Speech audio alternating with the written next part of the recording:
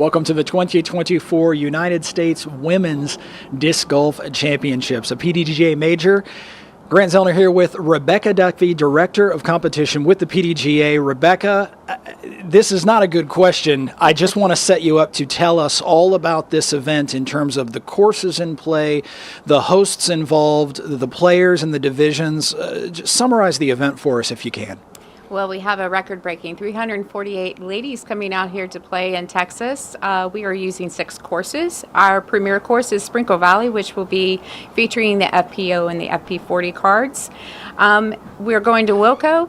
We do Benbrook, Old Settlers, which was going to be the original FPO course before Sprinkle Valley was a thing. And then also Wells Branch. Wells Branch has a great club. They're a fun club. I'm excited for the girls to go out there and play. And then also Live Oak Brewing. Those are our 6 courses in play. We'll have ladies scattered across Texas around this Austin proper, and we're ready to go. Rebecca, as some of our viewers might know, there's a bidding process that goes into effect to get the opportunity to host a PDGA major. What can you tell us about why this particular venue, this particular city and metropolitan area, what was it about their bid that gave them the nod to get to host this particular championship? Well, Texas is known for their courses, especially around Austin. DGPT, they run their Waco and Austin Open near here. It went along with the tour, but what we really looked at was the local organizing committee. Zach Jensen, he has been running tournaments for a long time. He's been a player. And then also Chrissy Fountain, who was his right-hand person through all this. She runs a women's tour, Wildflower Tour, and she has a lot of experience of what women want. And they run a great tour out here, so that went into play as well. Once we did the site visits, we just knew, and we knew they had the support to pull off a great women's event, and they knew that the FPO would be featured, and they knew they would be on camera and the world to see, so they're ready for it. Rebecca, in less than 24 hours, our attention will move almost entirely to the players across any of the 22 divisions. Before we get there, I want to give you a chance to shine a light on all of those that have worked up until this point to make this event happen. I'm talking about the staff members, both local and at the PDGA, as well as the innumerable volunteers that have been a part of this. What can you tell us about the effort it takes to put on a show like this? You got to have the support. You can't do this on your own. You have to delegate, and you have to get that volunteer support. These guys, this local organizing committee, put in a brand new course, and they just keep improving it, and it's ready for the FPO to take the field. The PDGA staff, we've done multiple site visits here just to make sure that the course was on task, and we were reassured that every time that we showed up here in Austin that course looked even better than it did before. Their local organizing committee, along with the volunteers, have worked so hard getting these courses ready, put into play. The Parks Department has worked and changed up some tees that we asked them to change up. I mean, it's been great. Their volunteer, Zan,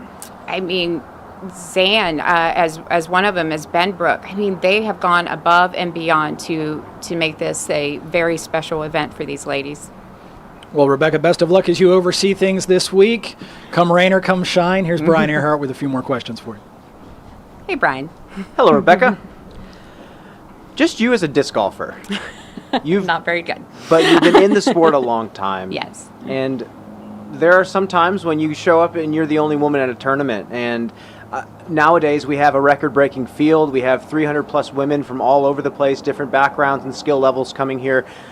How satisfying is it to be a part of that charge, and how big of a difference is it now compared to when you first started? Well, when I first started, USWDGC was a great thing. When I ran the 2013 USWDGC in Portland, Oregon, we set the record at 101. And so that kind of goes and tells you how much our growth is. I can't explain how satisfying that is because it's been beyond any of my expectations. But now that I have the promise of what it can be and what it will be, I'm ready to go and make it even further with not only attendance, but the experience that these ladies have when they come out. Thank you for that. And also, again, just as someone who has been in disc golf a long time, who are the people that kind of helped you along to put you in these positions? Are there any women that maybe inspired you in some of their own local efforts as well? Well, maybe not so local, but she used to run a tournament just for ladies, and that was Juliana Corver. And I forget, it had Rose in the name. I forget what it was, but I aspired to be, not a player like Juliana, obviously, but an organizer and a supporter of women like Juliana. There hasn't been too many women that I've looked up to. I mean, I've met Tita, and she is quite amazing. But that's been later in my career. I've got the opportunity to meet those. And as early as when I started, I've always been a fan of Juliana. Stork, Dan Stork Roddick, he was a very, very integral part in my life during my tenure as a board president. My local club, I looked up to all the old guys, the Bruce Sissons and the Gene Facklers and all of them, and they mentored me into what I am today. Well, one last question for me, and thank you for all this clarity. Disc golf starts at the grassroots level. It starts at the local level, and there's more people getting into disc golf than ever before. For anyone who's maybe watching us thinking, do I have what it takes to start something local, to start a movement in my community? What advice do you have for people like that? Find a seasoned TD. Find a seasoned tournament director. Go out there and shadow. Every minute of the tournament, from going out and preparing the courses, from the registration page to the actual tournament itself. Go out there and shadow this person, because that is the best way that you will learn how to run your own tournament and what you need to do. And always reach out to the PDJ Event Support. We have a great TD training program going on right now. Thank you so much, Rebecca. Here's Nate Perkins. Hi, Nate. Hey, Rebecca. Good to see you. How does the PDGA choose a course? What is the process like to kind of vet the 18 holes and determine if it's good enough for a women's major? If it's a course that's been used before, we do an analysis on past tournaments that have been played there.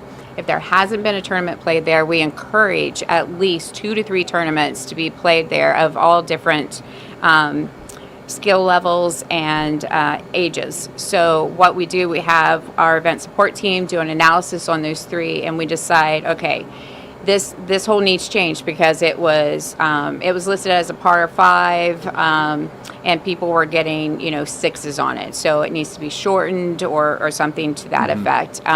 So yeah, we do analysis on the courses. We do site visits on the ground site visits. So we've had our operations and logistics manager, Jamie Kemp. He lives in Houston, so it was easy for him to come down and keep an eye on this course. And they ran multiple tournaments on this. So once we did the analysis, we gave them some suggestions. They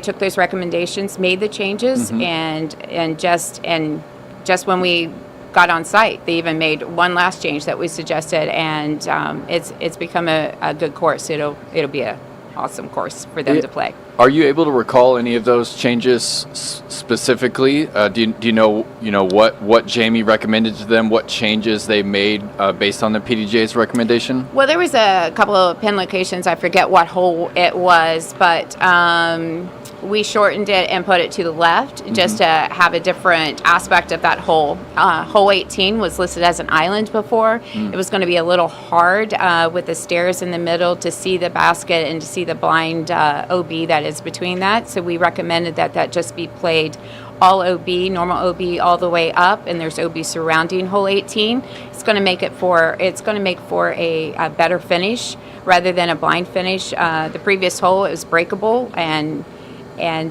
we broke it, so we wanted to fix that so nobody could break that hole. Cool. Well, thank you, Rebecca, and looking forward to the weekend. Thank you.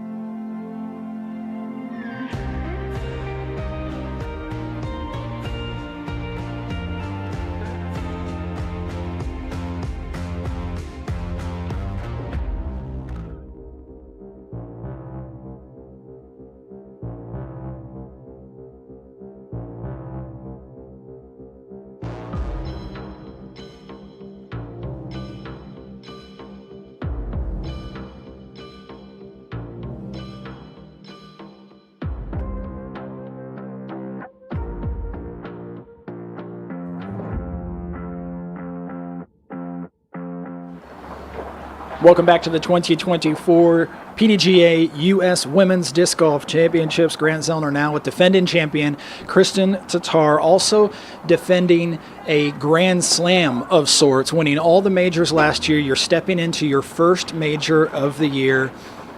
What's your motivation like for attacking this course and this event this year? Well, first of all, it's just exciting to play a major this early in the year. Yeah, it's a fun little course. You have to be super accurate here, and to be honest, I haven't really thought about like defending anything because it sounds very weird. I don't know. It sounds like I have something and I have to defend it. But I mean, I'm just here. I try to do my best. Whatever comes out of it, it is what it is. And I will try to keep that mentality and just be focused and centered and not give out my energy to unnecessary things and just believe that everything will work out in my favor, whatever result it will be.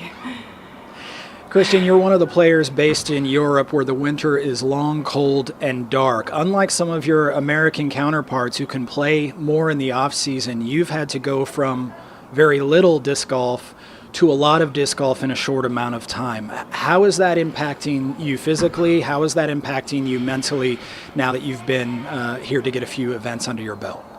Yeah, I mean, I've been talking about it a little, that I've felt sort of drained. I think the start of the season has been a little bit overwhelming to me, and everything is starting to catch up with me. I was just like sick before coming to the States, and then I had to like make a trip to Sweden and all sorts of other stuff, and I was so busy. And I had some visa problems, and then I finally got the ticket here, and I was so like excited to play disc golf, and I won my first event, but I don't know, now it's sort of like, oh my gosh, I'm so tired. I haven't had like a rest day or anything. I had it yesterday for the first time after a long time, but yeah, I've been fatigued and I haven't really slept well, but I try not to like think about it in a negative way. It's just the situation, and it's a fact right now. But I'm trying to make the best out of it. So I'm not like concerned or anything. It's just the way things are right now for me.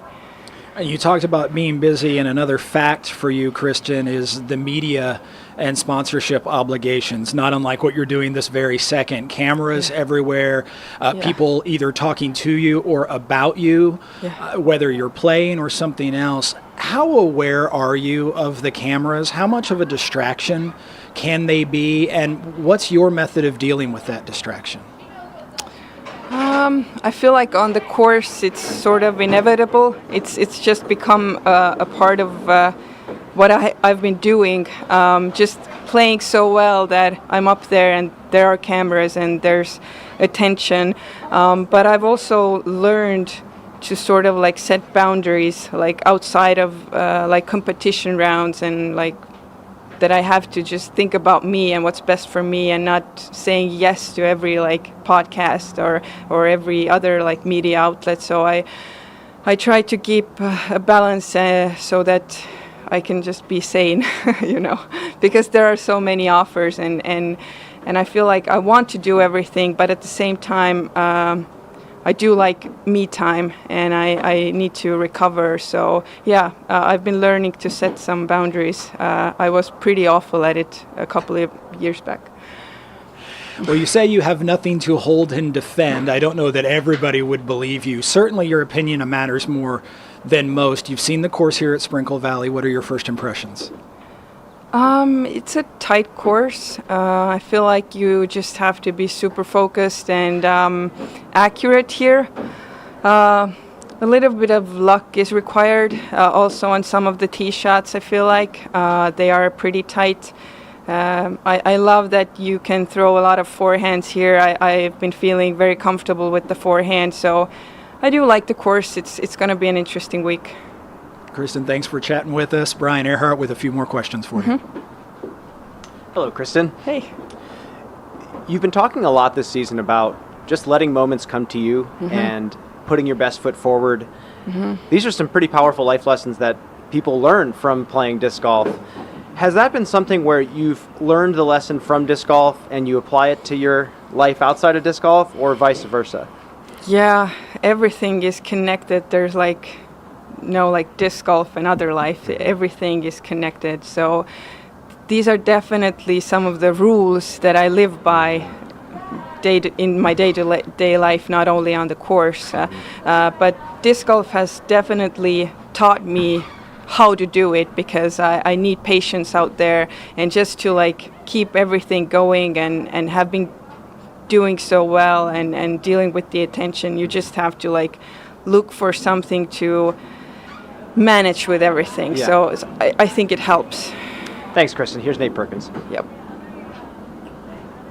Hey, Kristen, you spoke about the fatigue last week, and you said that you had a recovery day. What specifically does that look like? Are you going to, anyone to see to help you with that recovery? I did have a sports massage, but I was always also like looking inward. Why am I so tired? Why is my back hurting? Because I also think that there's the body and the mind, they are not separate things. I think they are connected. So I was also trying to like mentally get myself in a better place so that I could help my body recover better. So It was just a day of like relaxing, looking inward and taking care of myself. So it was a nice and well-needed day. Yeah, I feel like disc golfers, like as a whole, don't kind of pay enough attention to their body, and the actual tour itself outside of the golf can be hard, just getting to event. Like, do you feel like disc golf is kind of missing something there? The attention to the recovery, the attention to the training. I mean, I don't want to say it's missing something. I think everything will come at a certain point. This is just where we are right now, but I think we are getting more and more professional in that sense that we are getting outside help, and we don't have to like deal with everything ourselves. It's just hard to be by ourselves, but I think we are taking steps in the right direction. The tour is very draining to your body and your mind, and I encourage everybody to take care of themselves and not push themselves too far. You mentioned the back pain last week. Were you feeling that still during your practice rounds? Oh yeah, I'm still feeling it right now. I mean, yeah, it's there, but I'm sure it will go away eventually. It's just, I don't know. Right now, it's just something that I'm dealing with. But yeah, I try not to think about it too much. Yeah. And my last question for you is about the specific equipment that you're using out on the course. We noticed you've been leaning on the forehand just a little bit more, and it seems like there's just a couple molds that you're throwing. Can you talk about the mold that's really shining out here at Sprinkle Valley? Definitely my Orbit Grace. These tunnel shots require accuracy, so I don't want to like throw too hard, and I can throw my beat in Grace with just the perfect amount of power, so it will flip up and do all the work. So I will be throwing that one a lot this week. And how much would you say that your partner Silver's game influences your game, if at all? We know that he likes to lean on the forehand quite a bit, but the style's quite a bit different. The form is different, but is he urging you to throw forehands in some spots where you might have chosen otherwise? No, we try to keep these things very separate. Like, I think it would create a lot of trouble if we are trying to teach each other how to play. It will go like vice versa. So if I'm asking advice, of course he will give it to me, or if he asks, we will share our opinions, but we try to stay out of each other's way, because it's just in couples relationship, it could create some unnecessary tension. But yeah, we are definitely out there supporting each other, and he's always there for me whenever I need help, so I'm super thankful to have him. And he's not going to have to bail halfway through the round to make his tee time this week. No, he can just relax or I don't know, he cannot relax probably. He will be very tense, I think, knowing that it's far more intense for him to cheer for me than play his own game. Yeah. Thank you so much for the interview, Kristen. We look forward to the action this week, and we will be right back, folks. Thanks, guys.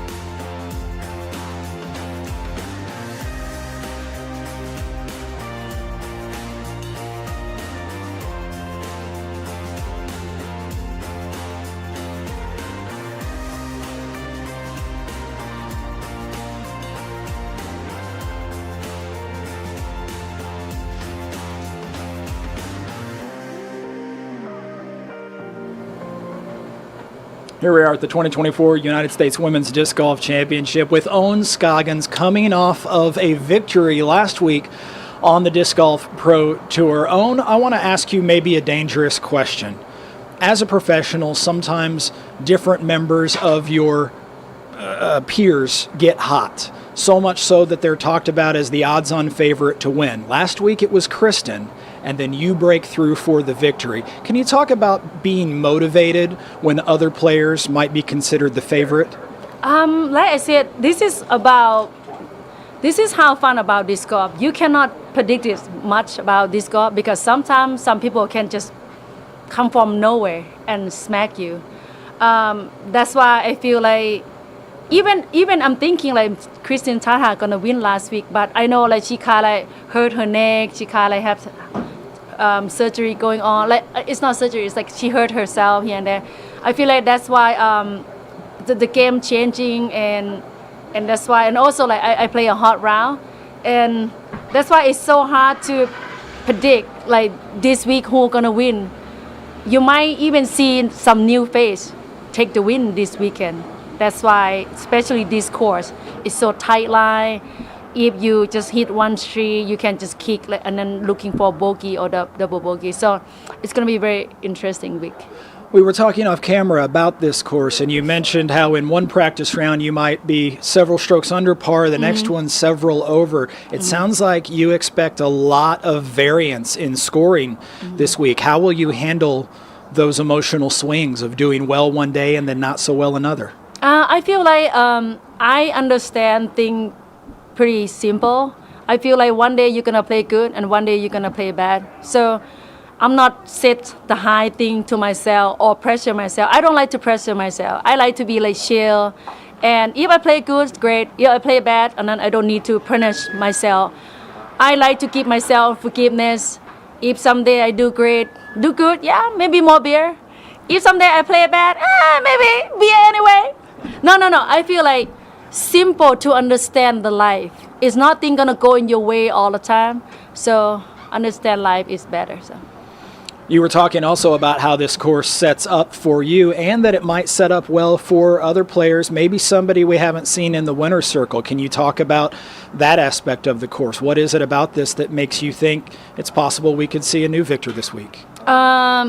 Pretty much like it's very tight line. You need to throw a lot of side and then very accuracy backhand. And the problem about people throw very far, they will have a hard time to concentrate, throw straight on the narrow fairway. somebody even cannot throw sidearm, even worse, like for them. So I feel like somebody maybe who just throw good sidearm enough, backhand good enough, and they can win. Like I said, like I'm not count anybody else. I feel like anybody can just come from nowhere and just like, hey, there you go, I win, I slap you in the face. That's why this weekend I keep the eye on everybody. I'm like, whoa, who's that? You know, because it's gonna be so much fun. And like I said, like sometimes I shot under, and then the next day I shot like 4-5 over. I'm like, wow, okay. That's why this court will eat you up. This court will teach you how to be humble. Yeah, very good course. Well, you certainly have the hot hand. Everyone will be chasing you out of the gate, so best of luck to you this week. Thank you. Ohn, I got to speak to Justin a bit, and he said when you first got to Austin that you came here first. Can you talk about why you did that? Because when I arrived, I have a good friend. Her name is Jennifer, and Jenny. And then she was like, "Hey, you wanna try a woman disc golf course?" I'm like, "Well, I'm not even praying this weekend." She said, "Come on, just try with me when it's not people around, so we can have freedom, throw a lot of shots." I'm like, okay, pretty much like I love her, so I wanna give her the bestie time, you know. So that's the reason I come and practice one day instead of go over there and practice. Does it mean anything different to you that this tournament has an M next to it, that it's a major? Would it mean anything compared to winning in Austin versus winning U.S. Women's, or is it the same in your mind? No, it's not the same. This is the boss right here.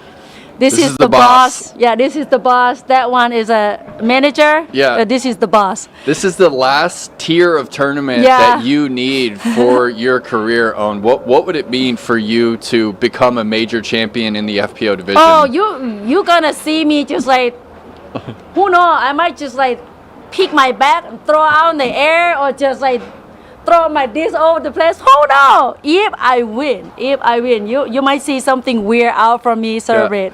It's gonna be big time because I'm looking for this one for so long. Yeah. And like I said, like this course, I think I have like 50-50 chance.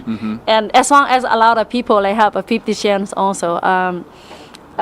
It can be anybody, but also I'm not thinking like, oh, I win last week, that's mean I'm gonna win this week. I'm not thinking like that. Yeah. Like I said, I understand world very well. Like it's your week. If not, it's not. You know. But whatever who winning, I'm gonna give that person a big hug, no matter what. So how much more preparation is going into this week? Are you still putting late into the night? No, I think because with my arms injury, I cut a lot off. Right now, I'm looking for like 150 putts a day. That's all I can afford. And then just one round. Today, I only play 9 hole, and I already like my arms already like getting like feeling it. And I just gonna give myself a very good treat today. Just relaxing, hang out with my friend. And then I might go partying a little bit, like I say 100, 150. And like I said, you know, I give myself like 4 round practice and nothing else I can do more than that. If I play good, it's nice. If I'm not, it's okay because I keep my best already. Yeah. When you're taking those 150 putts on, what does that routine look like? Is there a specific distance that you start and finish at? Can you expand on that routine? I start from short first, like 20, 25, 30, and then jump putt, go back and forth, and then sometimes I go to short basket and then go to the high basket because I know some over here is kind of up and down basket. So here's the thing, you need to learn about the basket of the course. Yeah. If all of them is high basket, you better putt with the high basket. You don't want to putt just only flat one. But if the basket is kind of like short, you better practice short basket. You need to learn the course, you know, like you need to use your IQ a little bit. So that's why I see the course is kind of like the basket, most of them was a little bit higher. Yeah. So I'm trying to pick the basket is kind of like that level of the course and then just practice it, yeah. And last week, it was a kind of course where you would expect to not park a lot of the holes and make putts from deep in the circle or shallow circle too. Do you feel like because of how technical this course is that you're going to be seeing a lot of close putts, or do you feel like you're going to have to score by putting from distance? I feel like close putt because most of us just probably like maybe if you throw far, you might be like circle 2 or maybe like 30 feet. But for me, I'm not throwing far. I'm probably just gonna lay up and then between like inside the circle. I think I need to practice those one a lot. And then it's par 4 one. It's not that easy to birdie in par 4 one. It's very tricky. I feel like short putt inside like 30 will be very needed for me to study or learn about it. Cool. Yeah. My last question about your partner and your caddy. I know he's a big support for you. Typically, he's working throughout the week. Is he going to take off Thursday and Friday to come caddy for you, or are you having to find a different caddy for the first 2 days? Well, he's torn. He's very torn. Yeah. He's like, oh my God, I want to take the day off. But no, unfortunate. He have to work until Saturday. But I have a very good friend who like, she gonna play 40 in the morning. And then when she done, she'll jump in and caddy for me. So far, I'm very lucky with the people like asking me all the time, hey, you need a caddy? I'm very precious. So I have no problem about it. But Justin will be sad. Hopefully he can function to working. Yeah. Because I know when he working, he always listening. Yeah. Sometimes he was like, oh my God, I have a hard time working. I'm like, well. Ohn, thank you so much for the interview. We look forward to seeing the action this week, and we will be right back with another player, folks. Thank you.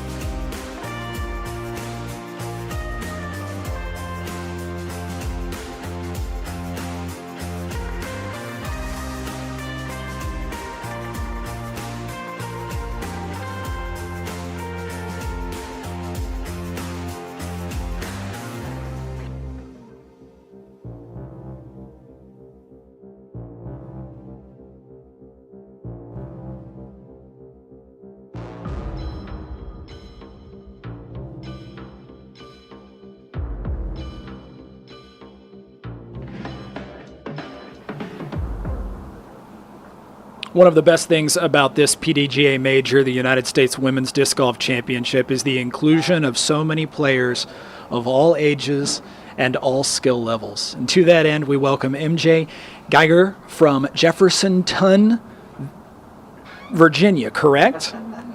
Playing in the FJ15 division. It's MJ. Gager. It's Gager, forgive me. Playing in the FJ15 division. Welcome. You just arrived today. How are you feeling about getting prepared for this PDGA major? I'm feeling pretty good. A little bit nervous. I'm excited to play with some of my friends and get to know more people.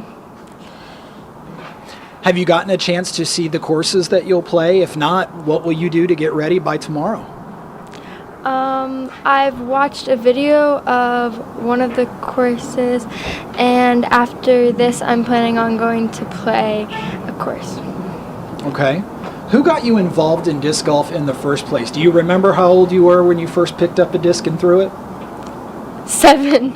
I was 7 years old. My friend's dad moved into the neighborhood, and he said we have a disc golf course right next to our house, so he took us out to play one day, and I really liked it, and then we kept playing from there.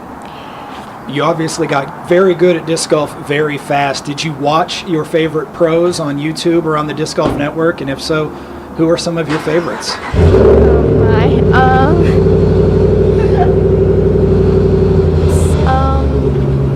Yeah, I did watch a lot of YouTube when I first started playing to know how to throw better. And Who are some of your favorite players to watch?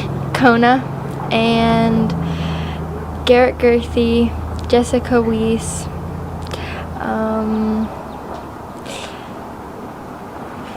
Kristen Tatar. I have a lot. Well, a final question for you then. When you're out on the golf course and you're getting ready to play, what is your favorite kind of shot to throw?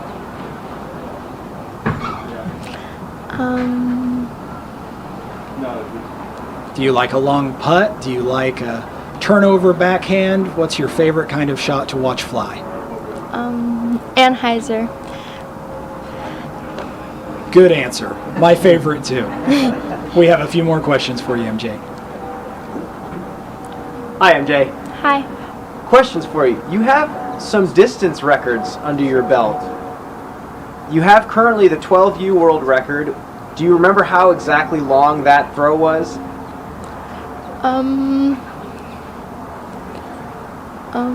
Not necessarily? No.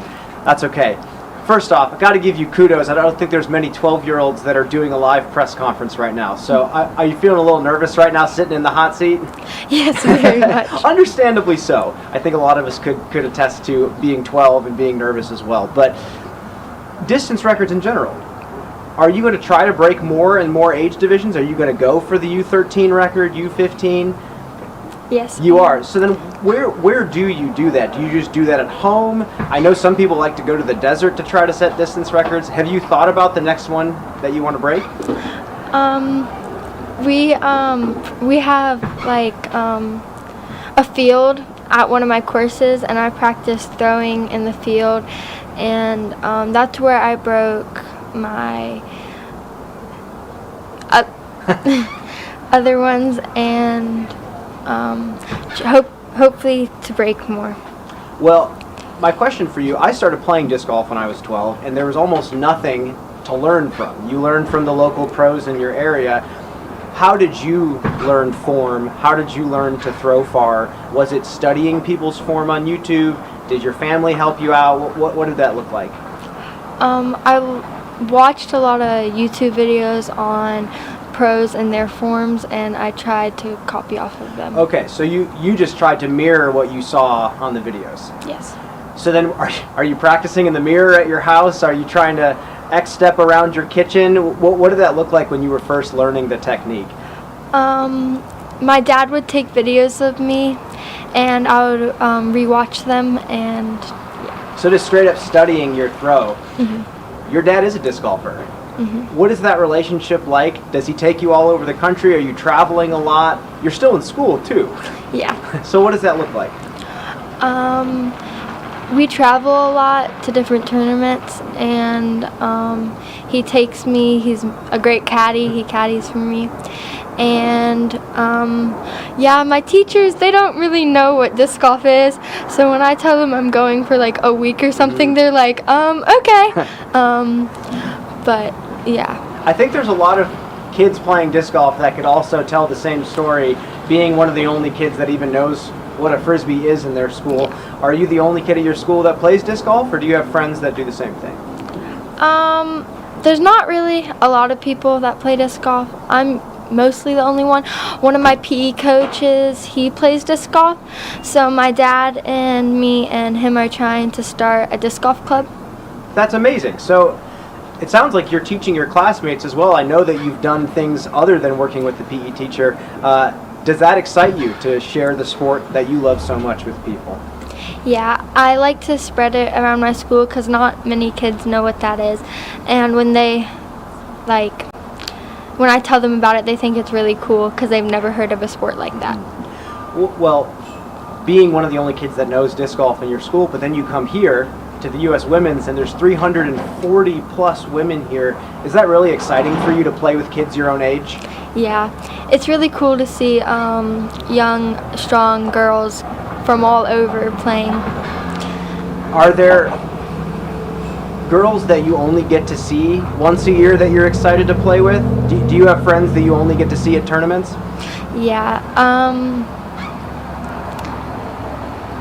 A decent amount? yeah, a lot. Well, MJ, we're going to let you go. I think you did pretty well in your first ever press conference. Do you have anybody out there that you want to thank that helped you maybe get here? Any sponsors, anything like that? I want to thank Innova. I want to thank my dad. And I want to thank all my other sponsors. Well, it should be a really exciting week, MJ. Congratulations for even getting out here, and good luck this week. Thank you.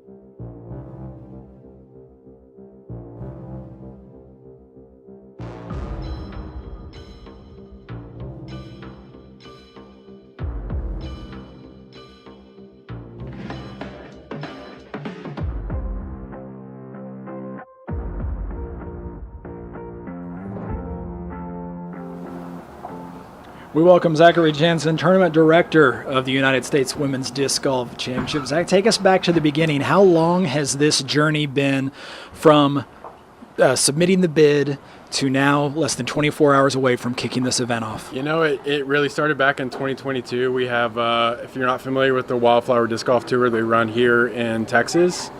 They started that back then, and that's kind of what started the process of, like, you know, in the fall of 2022, we submitted the bid. Sprinkle Valley didn't even exist then. So it's submitted it knowing we were going to build it. And I've kind of just spent the last year and a half focused on getting this place ready for all the women, and then, you know, all the other courses that we're using, because it's really not just about Sprinkle Valley. We're using 5 other courses around North Austin, and also Live Oak Brewing, which is a good friend of ours. So it's been really important to, you know, really get those courses cleaned up for not just pros, but everybody else that's playing. Talk to us about the manpower, even as we speak this very moment, involved in making final preparations. How many people are we talking about in terms of staff, volunteers, and even city personnel at Parks and Rec? Tell us about that kind of effort. Yeah, so it's, you know, I think it's easy to assume these events just happen. You know, we're working with 4 different Parks and Recs departments, working with 2 different breweries to make this happen, plus, you know, Mint Disc and the PDGA. And then just doing all this, I think we counted up, we've had at least like 100 different volunteer kind of community work days. So you're talking, you know, hundreds of different people coming to our courses to help us clean them up, get them ready. The community has really showed up to really help us basically host everybody that's coming into town. So, you know, without what we have in Austin, you know, I don't think we can do this. So we're very appreciative of everybody that's shown up and helped. We've already talked about the 348 registered women ready to play this week, but we know that they came not alone. They came in many cases with friends or family.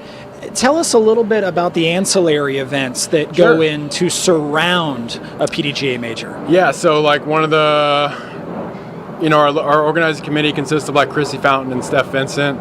They were really focused on creating a lot of fun events like paint parties, and some other, you know, putting leagues and other stuff like that. The goal is really, you know, if you've got 350 women, there's 200 to 250 guests coming with them as well. So we're really catering to 600 plus people that have to be able to, you know, get in here and handle it. So having these things for them to do, to go to the paint parties, go to the putting leagues, go to the flex starts that we're doing, it lets them experience what Austin is for us. especially these flex starts. Just getting to see everything that is Austin, Texas.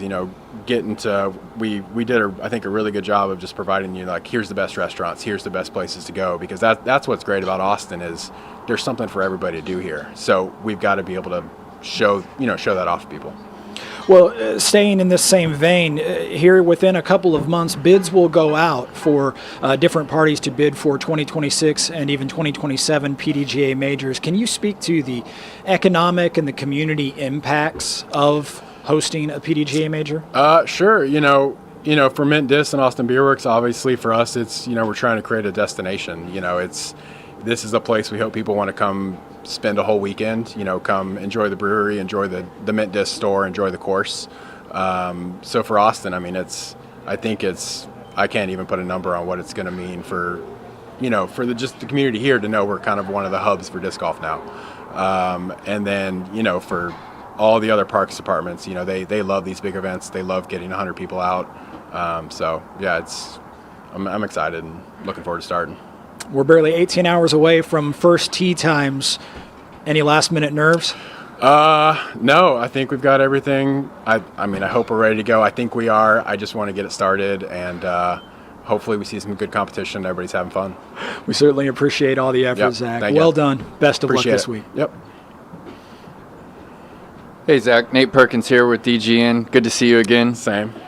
When you had the vision for Sprinkle Valley, how did you choose the course designer, Mike Olse, and can you expand on Mike's history of course designing Sure. here in Austin? So, Mike's probably one of the best course designer kind of in Central Texas right now. He's done everything from Roy G. Guerrero, East Metro, redid Circle C. If you've played a City of Austin course, Mike's done it. He's done a lot of other great stuff around Texas. But with Sprinkle Valley specifically, what we have here compared to other venues in Austin is we have a lot of hills, a lot of elevation. It's probably the most wooded course in Austin. That was a dense jungle of vines and all kinds of trees. And we really committed to using that elevation and working with Mike to basically be like, let's take advantage of that. They don't have to be the longest holes, but we can really force players to throw a lot of risk-reward shots and choose, do I go for distance? Do I go for accuracy? Choose when to score and when to kind of let off. And how much did you and Mike think about FPO specific design for this week? So, there's, I think, a lot of future improvements for the course, but really for the last year, it has been get this place ready for U.S. Women's. So a lot of the holes are currently in shorter positions. You look at hole 3, hole 2, hole 11, those will get longer over time. But we really wanted to kind of shape up holes that fit the field that's going to be here. We don't need to just throw a bunch of par 5s at FPO and, make it either too easy or too hard because of that. So we wanted to make them have par 4s that you're just trying to get par, but also par 4s you got to score. So there has to be that mix. Cool. Thanks so much for the interview, Zach. And we will be right back, folks.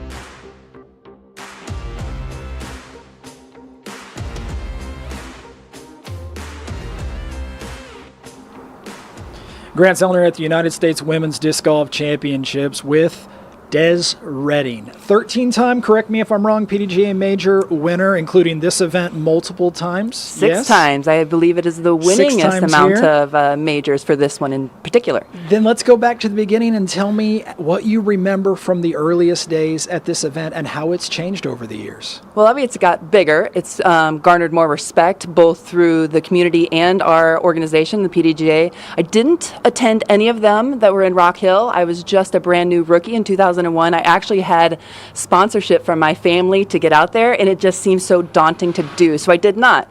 But I did attend the one in 2002 when I went to Peoria, and I was actually a member of the Peoria Frisbee Club back in the day. Still am, actually. You mentioned being sponsored by your family in those earliest days. There are 348 women here, many of them in junior and masters divisions. Many of them, their number one sponsor is their family. Can you talk about the camaraderie and the atmosphere at this very special event? Yeah, this one has always had that unique atmosphere because it was supposed to garner more women and girls in the sport. And so it took that approach of being friendly where we had lunches together. Obviously that's changed now with tea times, but back in the day I handed out actually invitations that I hand printed up and I put a little wax stamp on them in W, and so I was like a touring pro. You know, I won my first Worlds in 2002, and from then I really did just travel the country playing disc golf, supporting disc golf, doing clinics, and I would hand these out to women to make sure that they knew that they didn't need the invite because it had the moniker of the U.S. Championships, which was for one division only, and you needed the invite to attend. So in that sense, it still is that same thing where you can just show up and play, which makes it really a remarkable event for what it was originally founded for, bringing us all together.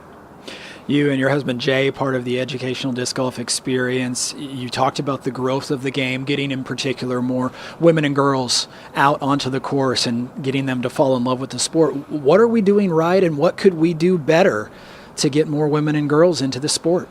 I think we're doing really well. We've got great organizations like Edge, UPlay, the Yulee Foundation, Paul Macbeth, so all of these, Riggy Wysocki's. So there's Kona's Crushers. I mean, I can continually kind of like pop off ones. And there's so many schools, we all can fit into that same pool. So that we are doing right.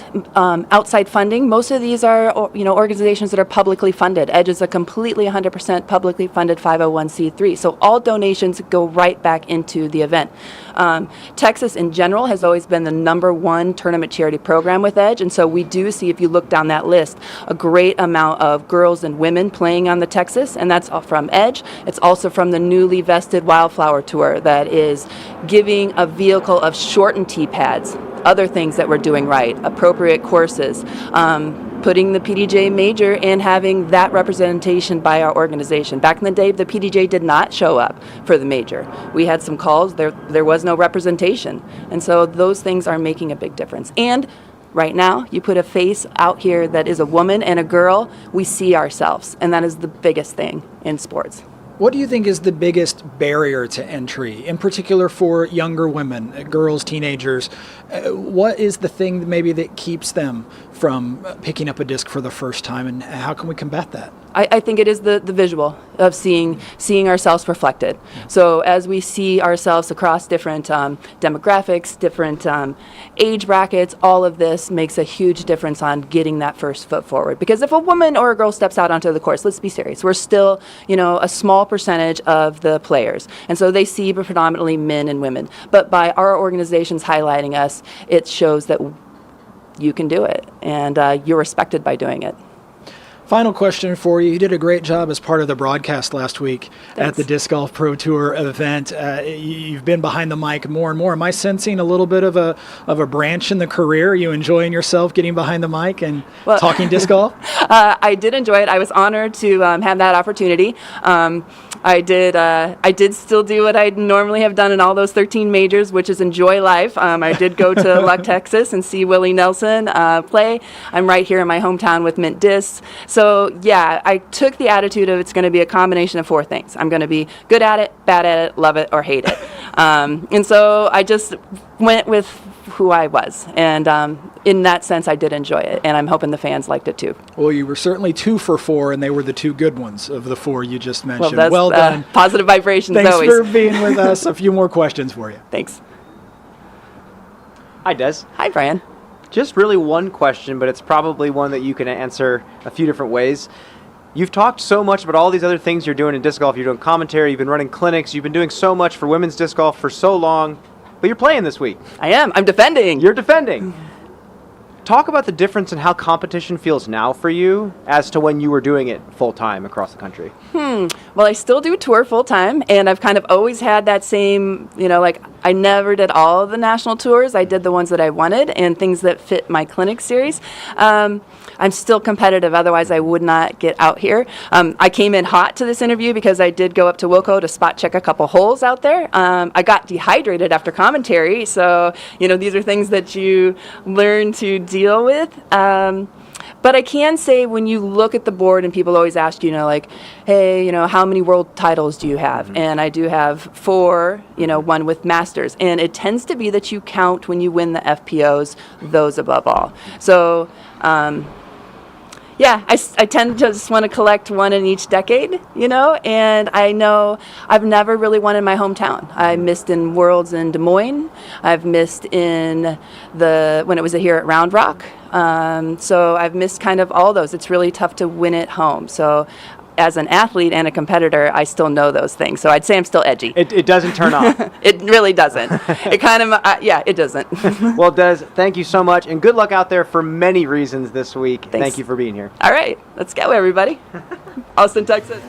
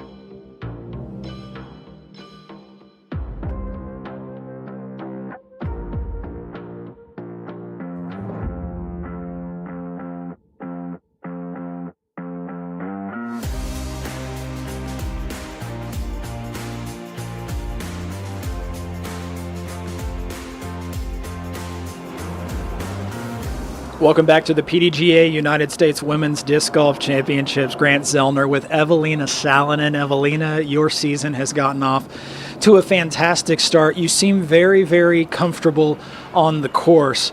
Talk about how comfortable it is being so far from home now that you've done it for so long in your life. Does it get any easier? Yeah, it's getting a little bit easier, but it's not easy to be away from home so long and being different country, different language and culture, but I think I'm getting used to it because I have been here so many times. Eveliina, when you're a professional, everybody gets to watch your game for its good parts and the parts that might be off every now and then. For you, you've had an off season to work on areas of your game that might have been a weakness, putting and other areas. How did you attack those this off season, and how are you seeing them pay off for you this year? At least it was easy to know what to practice on off season, and I was putting a lot, and it's great to see that it's working better than last year. What did you change? Nothing, just practice more. But I think mostly it's mental thing for me, and if I have that confidence and I'm trusting myself, then it's easier. Eveliina, you're known as a very powerful thrower. We've heard some other players talk about this course being very narrow, perhaps not as long. How will you try to score your best at this course at Sprinkle Valley? Yeah, there is so tiny gaps where you have to hit, and it's mostly fairway drivers or mid-ranges. But if I hit my lines and make my putts, I think it's going to be good. We were talking off camera about how long you've been here and how much longer it will be before you get to go home in just a little bit more than a month, it sounds like. How will you be spending your off time between tournaments? Is it just traveling and spending time with friends, or do you get to practice? It's just traveling and practicing new courses, like those tournament courses, but just chilling with Henna and Silva. Yeah. Well, we certainly wish you the best of luck this week. Thanks for chatting with us. Thank you. Hey, Eveliina, good to see you. Nate from DGN. Can you put into words what it would mean to bring a major back to Finland? I think majors are always big thing, so it's always great. What's the preparation like compared to, an Elite Series event versus a major? Is it any different for you? No, it's same, but you can still feel it that it's major, but still same. Yeah. Do you notice, the competitors change at all? I mean, are you guys still just chatty with each other, or just, do the doors kind of shut and you're not really chatty with Henna, or are you guys still best friends going into the major? Yeah, we are still best friends.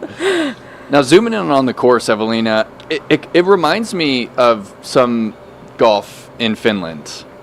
It's pretty tight. Do you feel comfortable on a tight wooded course like this? Yeah, sure, because I'm so used to it. But yeah, here is so narrow fairways. Those could be great fairways, but there's so many trees that there is just random gaps you have to hit. Mm-hmm. But yeah, I think I'm fine with those. Now, there's a lot of spots out there, especially on the front nine, where I imagine that you're kind of in between the mid or the fairway. Can you expand on what discs you're using more often? Are you kind of clubbing down to the mid? Yeah, I feel I have through mostly those holes with my Mako 3 or Rock X3 or TL3s, but I'm also using sidearms, so I'm going to use a little bit faster discs with that. Yeah, what disc are you using for the sidearm right now? Thunderbird or Destroyers. Cool. And about that back nine, how do you feel like that's going to score? We've had a lot of players talking about the difficulty there, the OB in the woods. Do you have a number in mind for this track this week? No, I haven't think about that, but I think you can take birdie on every hole, but you can easily take a triple bogey. So it's do you hit your lines, or you have to have also good luck here, but I think we can see maybe double digits. Yeah.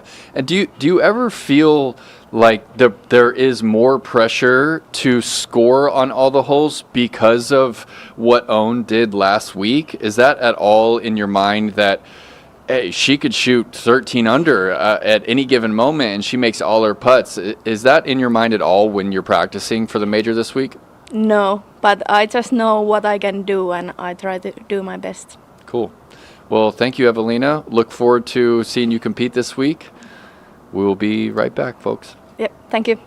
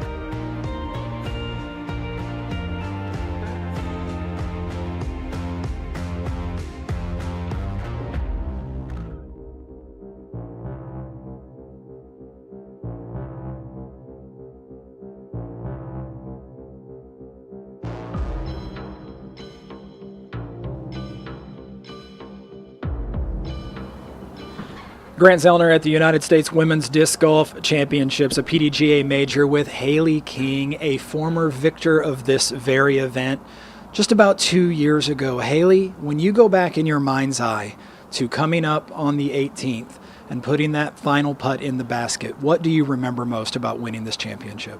I mean, all my dreams came true that day, so it's a lot of things that I remember, but it's simple that I finally accomplished something that I've dreamed so long to do, so yeah.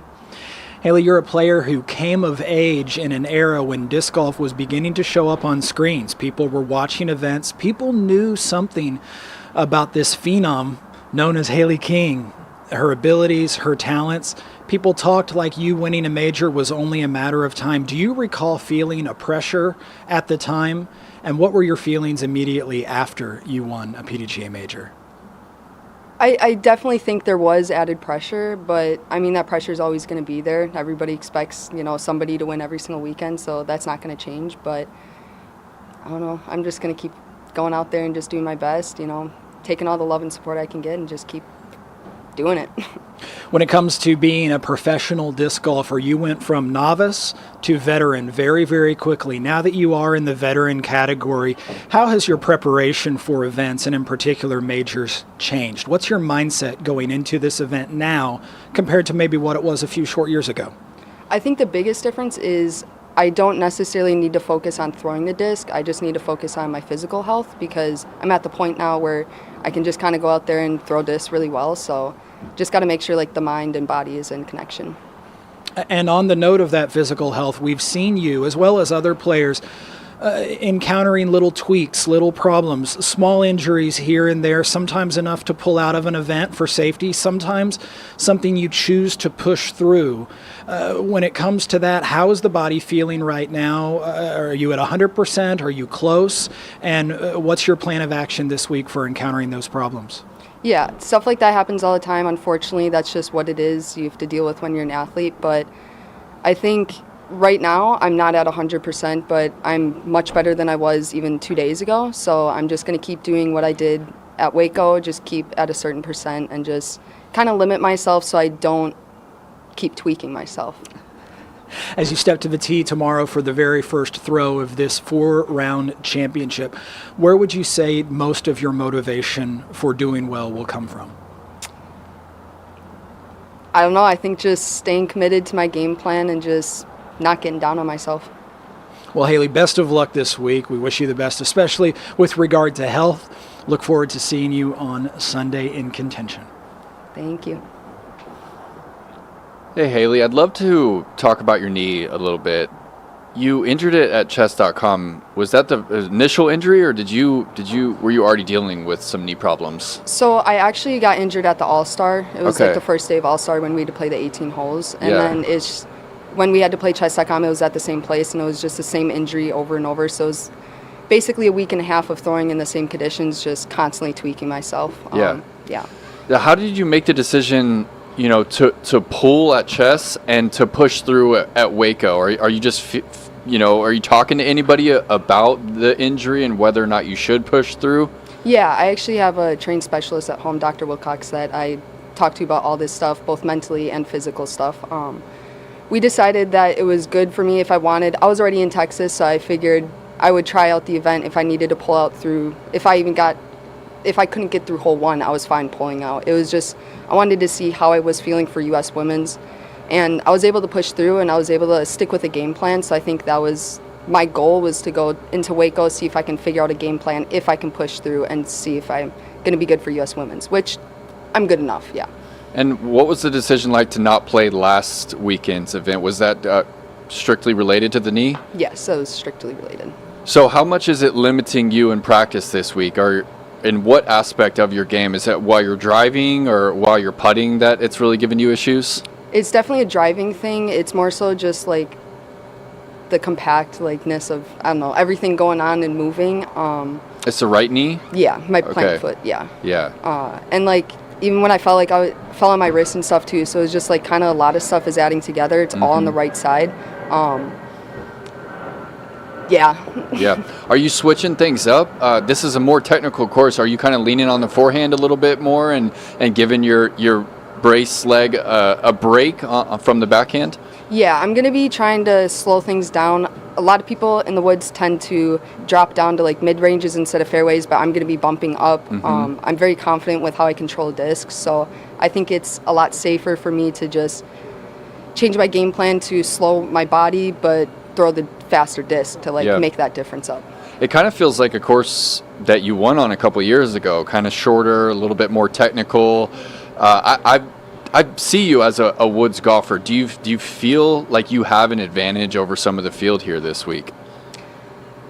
I mean, I think because I have a forehand and I can scramble well, I do think that's an advantage in itself. But I think compared to like the rest of the field, who I think like can shoot pretty hot out here, it doesn't have an advantage. No. Yeah. Well, what do you think is holding you back from taking that step back into the winner's circle again? I just got to get my body healthy. Cool. Here's Brian. Hi, Hailey. Hey. 8,300 foot course, one of the shorter ones that you'll see all year. Thoughts in general on the layout and kind of your game plan? I think it's a fun layout. I mean, it kind of feels like I'm just playing woods golf again, which I love. I don't think there's a certain way to play woods golf or like design the holes in a way. I think it does play pretty good for FPO. A lot of the holes are birdieable, but they're really easily to mess up as well. So. Also, the course is pretty fresh. So normally when you cut into the woods for the first time, the rough is really brutal. Is that how it is out here? What's the scrambling like if you are off the fairway? I think on certain holes, the off fairway is a lot worse, but I think overall it's pretty good on this course, and I think you'll be able to scramble pretty well out here. They did a really good job.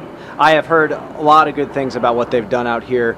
Really, my last question for you is, total score-wise, how far under are you going to have to go? Is the winner going to be 30 under par, 40 under par for the week? What does that look like? I would guess winning score is probably going to be around 30 under. For 4 rounds? Yeah, 4 rounds. Perfect. Well, Hailey, thank you so much. Good luck out there this week. We'll see you. Thank you. And we'll be right back in just a few.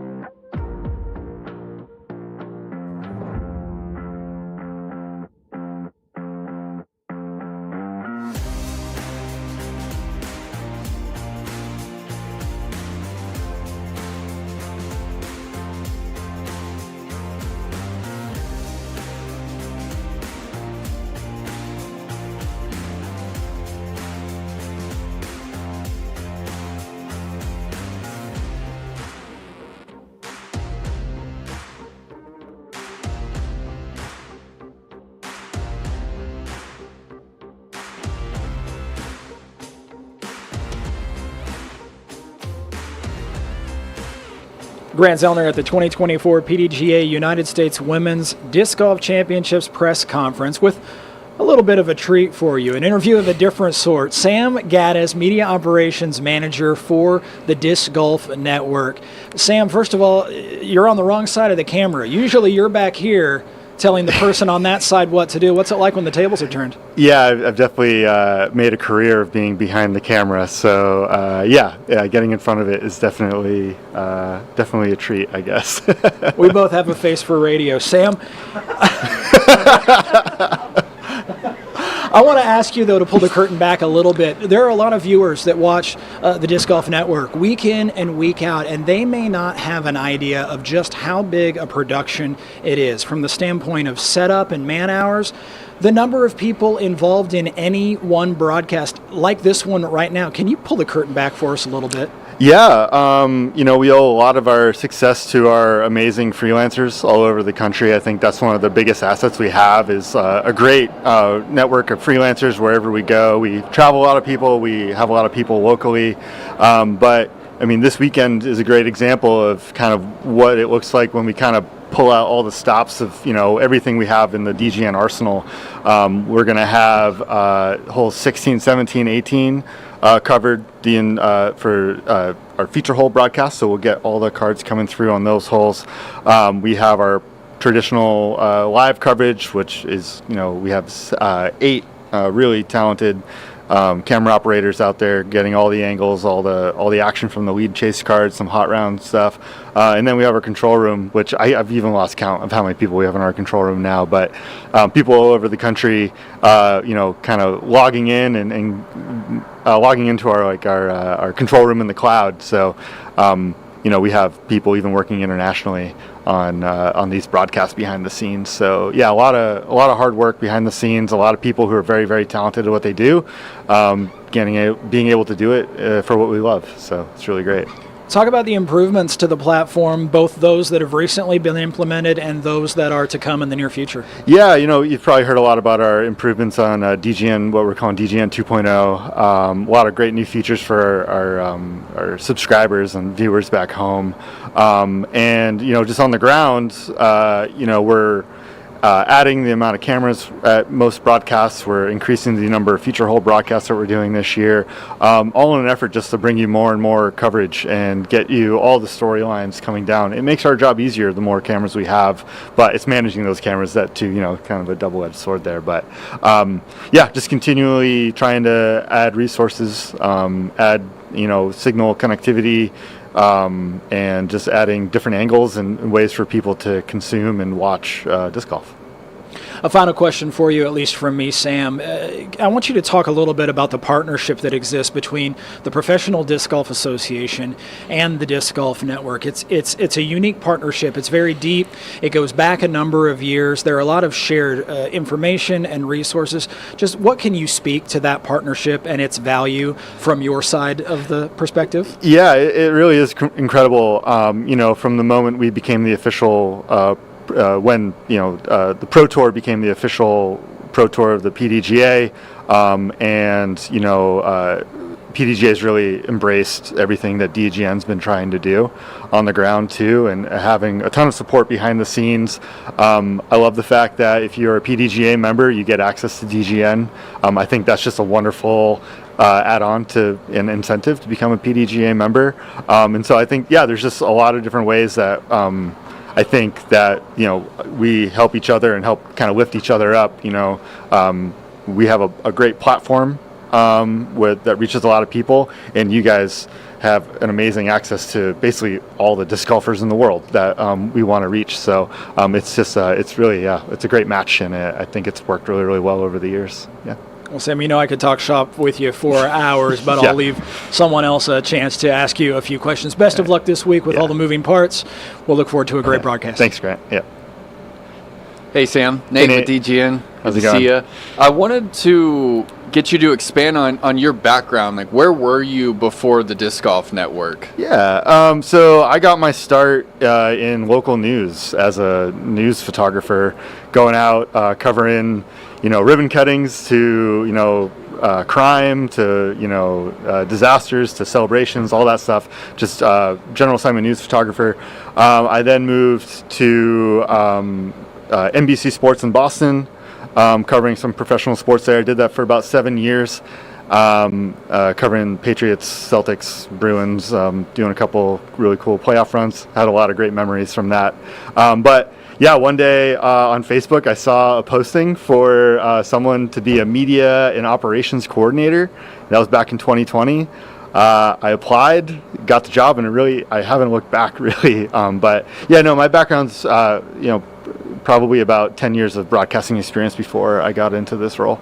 And can you kind of explain to the people at home just how unique of a setup Disc Golf Network has to make these live broadcasts happen every weekend? I know that you guys built a trailer, and you pretty much take this team and this equipment around from event to event. Just how unique is that compared to how other sports broadcast? Yeah, I think one of the biggest things is just how often we go live from place to place, and kind of the amount of lead time that we have for each event. Really not a ton of lead time, but we've been able to adapt our workflow to work with that kind of scenario for us. So everything we do is wireless. Everything we do is in the cloud, which is pretty unique as far as a lot of different other professional sports broadcasts go. A lot of times there's a production truck on site. We're doing a lot of, things are wireless there, but they're more like point-to-point RF. We're using, publicly available Wi-Fi cell phone networks for our signals. So I think the biggest thing is that we're very wireless and very, our camera operator's signal goes straight from the camera operator straight to our control room. There's no in between. There's nothing that. So there's a very direct to very few things in our way. But it gives us the flexibility to be very mobile and wireless. We can basically go live anywhere that there's a cell phone signal, which I think does make us unique. And I think we don't have a ton of setup like a lot of other places do, because we have this flexibility with cell phone networks and stuff like that. Yeah, I've been on all sides of a disc golf tournament, and what I've noticed is DGN they're the first ones there, and they're the last ones to leave. And it seems like that you guys work the hardest. And I want you to expand on your team and the passion that they have to bring live disc golf to the people at home. Well, I can't take the credit for first there, last out. I think I got to give a shout out to our operations department. They're really the ones putting in a lot of sweat and hours into these courses, bringing them so that so they look amazing for our broadcasts. That being said, we have some pretty early call times. We stay pretty late, but I think it's possible because of everybody on the team that we have. Again, I talked about our amazing freelancers that we have throughout the country, plus our extremely dedicated staff that travels from place to place. It would not happen without them. It would not happen without them just loving the sport so much, and they're incredibly skilled and talented at what they do, and we're all just lucky that we get to take those talents and skills and put them to something that we really believe in.